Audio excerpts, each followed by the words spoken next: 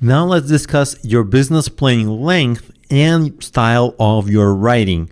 Many people think that longer is better, but actually longer is worse because you want to express as much as possible in as a concise way as possible and stay clear as well.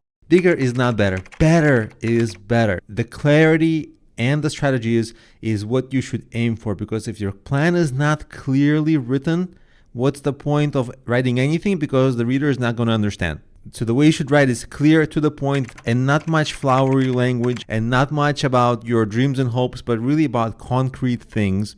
Use short sentences. They really help you to avoid grammar problems and confusion, because you don't win that much by having correct grammar, because that's what's expected, but incorrect grammar or incorrect use of complicated terms that you might not understand, they are huge turnoffs. They tell people you're a beginner. Even if you're not, even if your plan is good, that distracts from the quality of your plan, and the reader is like, oh.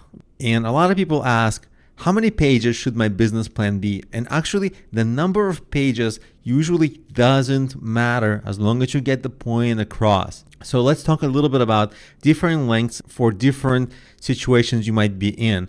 A lot of times when you just want to introduce the business, you want to have a one-page plan. It's a common industry length, just a one-pager talking about your product, your market, your competitors, your team, where you're going with things, your differentiation, and pretty much that's it. There's no more space in a one-page plan, but as long as the reader understands what your product is, how it's different, then they can create their own informed decision and think for themselves. Is this good? Am I interested? If they're interested, they might ask for a longer one.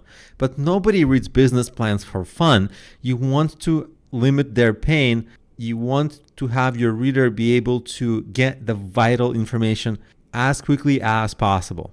And for new companies, usually a business plan should be under 10 pages. Even 10 pages is a lot, but if you feel like your idea is complicated, you can do that. For existing businesses, obviously things are more complicated. There are more things going on.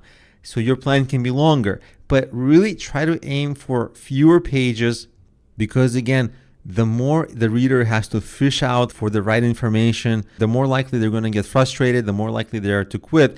So you need to give them the vital information as fast as possible, as clearly as possible. And of course, this course focuses mostly on new businesses. If you're writing this for a new company, it should be relatively short.